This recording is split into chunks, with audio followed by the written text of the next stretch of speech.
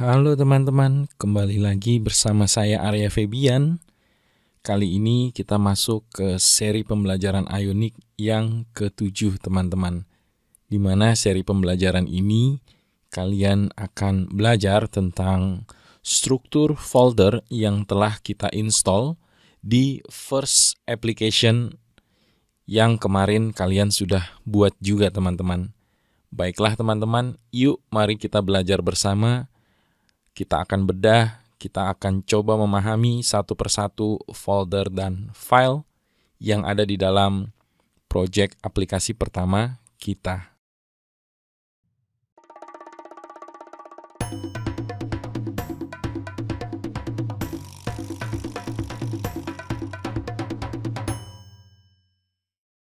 Baiklah teman-teman, yuk mari kita pelajari bersama struktur foldernya. Yang pertama kita akan membahas tentang E2E atau end-to-end. Kalau kalian seorang programmer atau developer, ini sudah nggak asing ya teman-teman ya. Ini adalah aplikasi untuk memvalidasi aplikasi yang kita buat. Nah ini biasanya default dari Ionic teman-teman. Dan ini bukan merupakan folder project atau folder main utama kita. Lalu kita masuk ke Node Modules, ini adalah third party ya. Semua modul pihak ketiga itu akan ditempatkan di Node_modules. Lalu ada platform, ya ini kalau kita running Cordova-nya atau kapasitornya to Android atau to iOS akan masuk ke platform ini teman-teman. Jadi nanti akan masuk ke sistem operasi mana seperti itu. Lalu di sini ada plugins.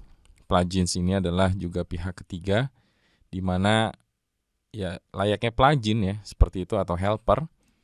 Di sini ada resources teman-teman. Resources ini terkait dengan splash screen, terkait dengan icon yang nantinya akan diinstal di iOS dan di Android seperti itu. Lalu lanjut kita ke folder SRC. Ini adalah folder main kita, folder project kita, di mana kita nanti akan buat modul, buat komponen, kemudian HTML-nya, JavaScript-nya, logiknya, itu ada di sini teman-teman. Nah, di sini kan kalian baca nih ada ts, .ts, .ts. Nah, itu adalah TypeScript ya. JavaScript modern seperti itu. Bagi kalian yang belum belajar, tidak apa-apa, nanti juga akan diinfokan ya pas pada saat on the spot kita akan masuk ke project Ionic seperti itu. Tentunya kalian juga harus ada basic JavaScript teman-teman. Lanjut, di sini ada folder app. Nanti di sini adalah folder aplikasi kita. Lalu nanti ada folder-folder modules, lalu routing, lalu komponen itu ada di sini. Lalu assets ini terkait dengan aset yang ada di dalam proyek kita seperti itu, gambar dan seterusnya. Nah, di sini ada environment-nya. Di sini ada environment-nya itu sebentar ya. Saya lihat. Oke. Jadi environment ini fungsinya ya sebagai indikasi bahwa aplikasi yang kita kerjakan itu ada di fase mana sih? Apakah ada di fase produksi atau di fase development pada saat pengembangan, pada saat pembuatan seperti itu. Tim ini nanti templates ya. Ini adalah variabel-variabel dari SAS ya untuk untuk SCSS-nya seperti itu. Semoga nanti saya bisa buatkan playlist untuk SAS. Lanjut, kita ada di global ya. Ini kita import default juga dari Ionic. Jadi dari mulai core, kemudian typography, display, padding, floating, kemudian ada text alignment, kemudian ada text transformation dan seterusnya. Ini diimport di sini jadi global.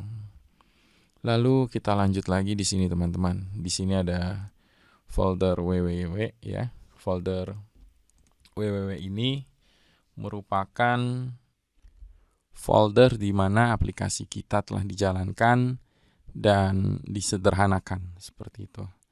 Jadi ini merupakan simplify dari compile ya code kita. Lalu di sini ada Angular karena kita menggunakan Angular project kita. Lalu di sini ada JSON ya, JSON kemudian config-nya, kemudian nama aplikasinya, kemudian description-nya, kemudian author-nya. Nanti ini kita akan ganti. Kemudian ada ID-nya juga nanti kita akan ganti ya, com-nya. Lalu lanjut di sini ada Ionic ya. Karma ini merupakan TypeScript semua ya teman-teman ya, merupakan JavaScript, TypeScript di mana untuk istilahnya seperti dependencies ya. Dikatakan seperti dependencies karena dia mengambil paket gitu kan dari luar seperti itu. Nah, ini kan paket semuanya ya. Require untuk pluginnya. Lalu di sini ada package untuk JSON-nya ya. Ini paket-paket apa saja yang diinstal, yang digunakan seperti itu. Kemudian versinya seperti itu kan. Lalu development-nya apakah true atau false. Lalu di sini ada package ya. Package.json dengan package log. Ini artinya dua file, yang satu sudah di log, yang satu lagi bisa kita custom teman-teman seperti itu. Lalu di sini ada app.json, kemudian ini konfigurasi semua ya. Konfigurasi semua. Jadi yang kita akan kerjakan, yang akan kita mainkan, itu foldernya hanya ada di dalam src teman-teman. Nah, sekarang kalian sudah paham ya folder yang ada di dalam Ionic. Inti dari folder ini hanya ada satu, yakni src. Sebagaimana dokumentasi Ionic bahwa project untuk strukturnya itu hanya ada di src, lalu di app semuanya akan masuk di sini teman-teman, di application. Baiklah teman-teman, sampai jumpa di seri pembelajaran berikutnya. Kita akan belajar Ionic 6. Kita sudah akan mulai ya untuk belajar dasar-dasar Ionic 6 hingga nantinya kita membuat aplikasi mobile seperti itu. Sampai jumpa di seri berikutnya teman-teman. Bye.